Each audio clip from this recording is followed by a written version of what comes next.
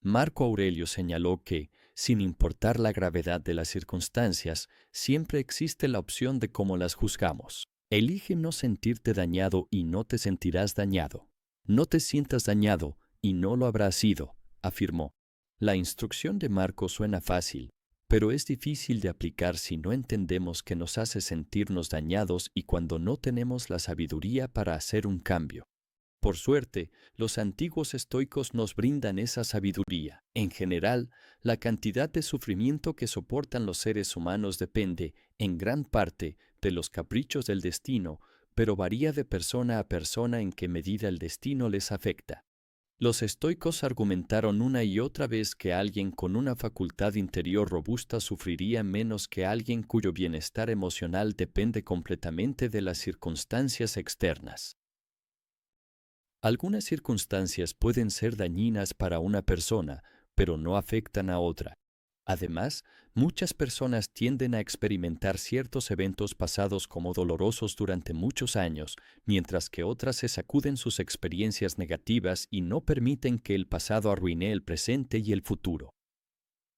Y al menos igual de común es el caso de quienes se sienten continuamente perjudicados por cosas que ni siquiera han ocurrido aún, lo cual puede sonar ridículo, pero es precisamente lo que hacen los que se preocupan crónicamente. No es el mundo exterior ni los eventos que ocurren en él, incluidos nuestros cuerpos, lo que nos hace daño, sino nuestros pensamientos, recuerdos y fantasías sobre ellos. Por lo tanto, la clave de la resiliencia se encuentra en la facultad interna, que es el único lugar de la experiencia humana sobre el que tenemos control total.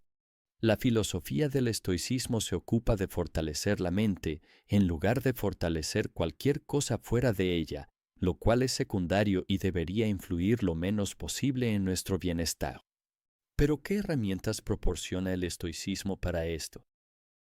La obra Meditaciones de Marco Aurelio contiene varias ideas que arrojan una nueva luz sobre las experiencias que normalmente consideramos dañinas. Sus escritos nos permiten ver nuestras vidas de manera diferente y cambiar la forma en que pensamos sobre las dificultades que enfrentamos, para que podamos ser, como él escribió, como la roca sobre la que las olas siguen rompiendo.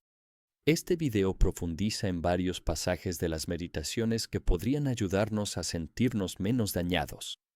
Marco Aurelio llamaba a la mente el gobernante del alma.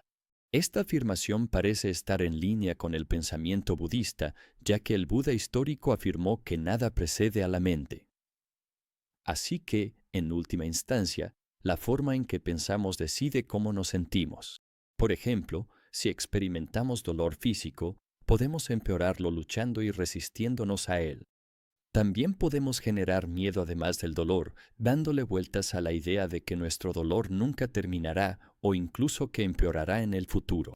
Con el tiempo, nuestra forma de pensar puede causarnos más sufrimiento que el propio dolor corporal. Marco Aurelio sostenía que nuestras mentes no deberían alterarse por las agitaciones de la carne, tanto las suaves como las violentas. Lo que quiso decir exactamente con agitaciones de la carne no está del todo claro, pero parece que este pasaje trata sobre el dolor físico y el papel de la mente al experimentarlo. La idea de sufrir lesiones en el cuerpo, por ejemplo, es aterradora para la mayoría de las personas y generalmente hacemos todo lo posible para evitar ese dolor físico. Desafortunadamente, la vida no nos da garantías de que nunca lo sufriremos. Es probable que experimentemos enfermedades dolorosas, accidentes y que en algún momento de nuestras vidas seamos víctimas de la violencia. En gran medida, esto no está bajo nuestro control. Pero según Marco Aurelio, nada le sucede a nadie que no pueda soportar. Aunque el dolor es una parte inevitable de la vida humana, tenemos la opción de experimentar o no un dolor adicional al que el mundo exterior nos impone. La cantidad de dolor extra que experimentamos depende de nuestros juicios. Cito, cuando lleguen a tus pensamientos a través del vínculo simpático entre la mente y el cuerpo, no intentes resistir la sensación. La sensación es natural, pero no dejes que la mente empiece a juzgarla, llamándola buena o mala. Fin de la cita. Marco Aurelio hace aquí una distinción entre las sensaciones y el sufrimiento real. La primera es natural. La mente crea el segundo. Él se dice a sí mismo que no resista el dolor en sí, sino que se abstenga de juzgarlo. Podríamos decir que la sensación de dolor en sí misma no es necesariamente sufrimiento si no la consideramos como algo terrible, sino que la aceptamos como un fenómeno natural que no es ni bueno ni malo. El dolor es inevitable, el sufrimiento es opcional, así dice el dicho. O podríamos decir que el dolor en sí ya es lo suficientemente malo, ¿por qué empeorarlo resistiéndolo a través del juicio? Cito, deja que la parte de ti que hace ese juicio se mantenga en silencio, incluso si el cuerpo al que está unida es apuñalado o quemado, o apesta a pus, o es consumido por el cáncer. O, dicho de otra manera, necesita darse cuenta de que lo que le sucede a todos, tanto a los malos como a los buenos, no es ni bueno ni malo, que lo que ocurre en cada vida, vivida de manera natural o no, no es ni natural ni antinatural. Fin de la cita. Aunque Marco Aurelio escribió sobre las agitaciones de la carne, podemos aplicar su razonamiento a otras formas de dolor también. Cada vez que nos sentimos heridos, por ejemplo, por un insulto, no es el insulto en sí lo que nos duele, sino la forma en que lo juzgamos. Nuestras creencias provocan nuestros juicios. Cuando creemos que nadie tiene derecho a insultarnos, entonces experimentaremos agitación cuando suceda, de todos modos. Pero si pensamos que recibir insultos es parte de relacionarnos con otros seres humanos y que no podemos controlar lo que los demás hacen o dicen, es menos probable que nos sintamos dañados por ellos. Marco Aurelio afirmó que no encontramos daño en la mente de los demás ni en los cambios y vaivenes del mundo. Lo encontramos en nuestra capacidad de verlo. Algunas personas viven en un conflicto continuo con el mundo que las rodea. Parecen verse afectados prácticamente por todo lo que encuentran, las noticias, los asuntos de los vecinos y lo que sucede en el trabajo. Este tipo de personas no pueden dejar de quejarse de lo que está mal en el mundo y en casos extremos se han convencido de que estarían mejor muertos que viviendo en un lugar tan miserable llamado tierra. Si vivimos en un conflicto continuo con el mundo, probablemente nuestras creencias no estén alineadas con la realidad. En muchos casos, incluso se oponen a ella. Así que, si queremos terminar con este conflicto constante con nuestro entorno, tenemos que cambiar nuestras creencias. Una excelente manera de empezar es dejar de pedirle tanto al mundo. De hecho, en Meditaciones, Marco Aurelio argumenta en contra de pedir lo imposible, llamándolo una locura. No podemos esperar lo que no se puede dar. Y algo que es seguro sobre pedir lo imposible es que es una estrategia condenada al fracaso. Sin embargo, a menudo, de maneras sutiles, parece que pedimos lo imposible todo el tiempo, ya que deseamos que las cosas sucedan de formas poco realistas y que no están alineadas con la naturaleza del mundo.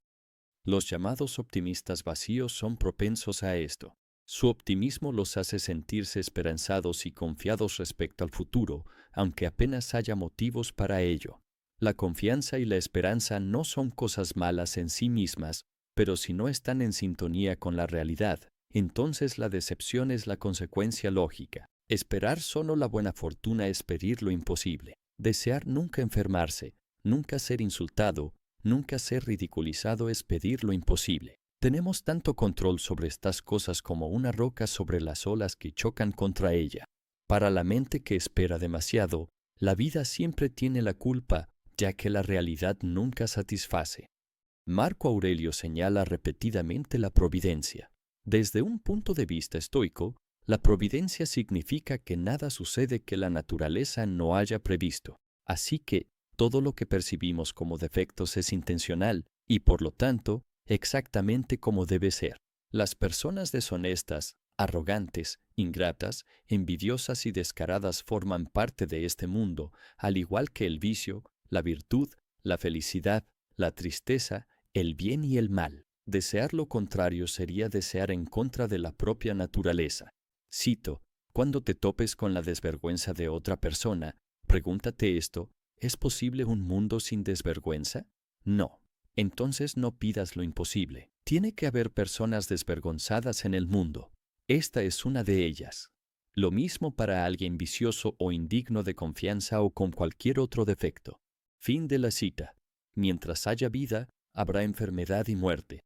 Mientras haya personas, habrá quienes tengan defectos. No pedir lo imposible significa dejar de intentar cambiar el universo. No podemos hacerlo, por mucho que lo intentemos. El universo siempre gana. Si aceptamos esto, veremos el valor de bajar nuestras expectativas, y si dejamos de querer que las cosas sucedan como deseamos y en cambio deseamos que sucedan tal como ocurren, ¿queda algo que pueda hacernos daño? Hay belleza en la decadencia y la imperfección. Solo tenemos que mirar las grietas en una pared antigua o la torcedura de los árboles y notaremos que estas cosas nos intrigan. Marco Aurelio escribió sobre los panes que se abren por encima en el horno y como las crestas, un subproducto del horneado, resultan agradables y despiertan el apetito. Él señaló que la despreocupación de la naturaleza tiene su propio encanto, un rostro envejecido, una manzana arrugada, las ruinas de una ciudad que a menudo consideramos hermosas, aunque hayan sido sometidas a la decadencia. Cito, y así, si un hombre tiene una sensibilidad o una comprensión más profunda de los procesos del universo, difícilmente habrá algo que no le resulte agradable de alguna manera, incluso entre las simples circunstancias que lo acompañan. Tal hombre también sentirá no menos placer al mirar las mandíbulas reales de las bestias salvajes que al observar las imitaciones que exhiben los pintores y escultores, y será capaz de ver en una anciana o un anciano una especie de frescura y lozanía. Fin de la cita. Entonces, ¿por qué no tratamos las adversidades de la vida de la misma manera? La vida, en general, tiene un lado áspero. Muchas cosas suceden que no se parecen a nuestras expectativas. Por ejemplo, un romance apasionado entre dos personas puede despertar fantasías de un hermoso futuro juntos, pero puede terminar en un mar de lágrimas. O una carrera prometedora respaldada por una gran experiencia en el campo y varios títulos puede llegar a su fin a causa de una enfermedad. E incluso cuando nuestras vidas están libres de dificultades y todo sucede como esperábamos, al final terminaremos enfermos y muertos. Así que podríamos pasar la vida resistiéndonos a lo feo y ser infelices cuando lo experimentamos, pero sigue siendo parte del juego. Muchas veces es la adversidad, no la prosperidad, la que impulsa a personas creativas como escritores, cineastas, pintores, músicos y poetas a crear obras que llaman la atención. En lugar de detestar la adversidad, podríamos aprender a apreciarla, así como aceptamos las cortezas como parte del pan tanto como el pan mismo. Lo feo siempre acompaña a lo bello, y si solo queremos lo segundo y detestamos lo primero, negamos la naturaleza en su totalidad. Pero si aprendemos a recibir la desgracia con la misma disposición que un golpe de suerte, nos afecta menos cuando la vida nos da limones. Además, casi siempre podemos encontrar algo bueno incluso en las peores circunstancias. La desgracia puede inspirarnos, recordarnos nuestra fragilidad, cambiar nuestra perspectiva sobre la vida y llevarnos a ser más compasivos con los demás. Si vemos belleza en todo lo que nos supera, el destino difícilmente podrá hacernos daño. Cuando nuestros juicios se vuelven en nuestra contra, sufrimos. Como las circunstancias externas están fuera de nuestro control, les damos valor a cosas sobre las que no tenemos poder al juzgarlas. Como consecuencia, algo que no depende de nosotros puede decidir cómo nos sentimos. Así que cuando algo que consideramos desfavorable entra en nuestras vidas, nos sentimos mal. Y cuando algo que consideramos deseable se va, también nos sentimos mal. Cuanto más fuertes son nuestros juicios, más vulnerables nos volvemos a los caprichos de Fortuna, la diosa impredecible de la suerte, el azar y el destino. Pero Fortuna no puede hacernos daño a menos que se lo permitamos. No dejar que Fortuna nos dañe no significa que podamos controlar el destino de alguna manera. El destino hará lo que quiera, y no hay nada que podamos hacer al respecto. Pero sí controlamos cómo nos posicionamos frente a ella. Podemos resistirnos o podemos abrazarla. Podemos aceptar lo que Fortuna nos da, por muy desafortunado que sea, o podemos enojarnos y amargarnos por ello, o podemos ver la belleza en ello. En cuanto a ser dañados, no hay mucho que podamos hacer respecto a las acciones de quienes nos rodean, pero está completamente en nuestro poder enfocarnos en nosotros mismos y practicar ser más resilientes ante el mundo, en lugar de estar en conflicto con él o intentar controlarlo. Según Marco Aurelio, no es nuestro problema cuando, por ejemplo, la gente nos odia o nos desprecia. Es su problema. Nuestra tarea es mantener la ecuanimidad al enfrentarnos a estas personas y no dejarnos arrastrar por su malicia. Y así podemos mirar cualquier desgracia que se cruce en nuestro camino. Desde una perspectiva estoica, la adversidad en sí misma no es perjudicial para nuestro bienestar. Solo es perjudicial si lo permitimos. Por lo tanto, elige no sentirte dañado y no te sentirás dañado. No te sientas dañado y no lo habrás sido. Gracias por ver el video.